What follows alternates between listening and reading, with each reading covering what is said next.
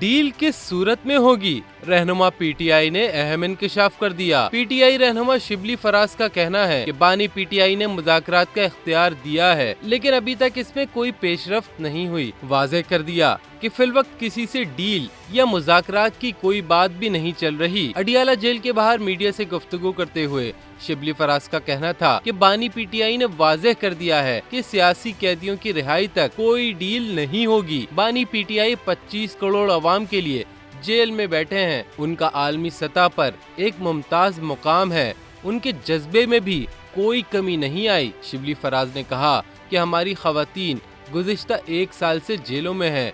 बानी पीटीआई ने कहा है कि अपने ऊपर मुकदमात का सामना करेंगे।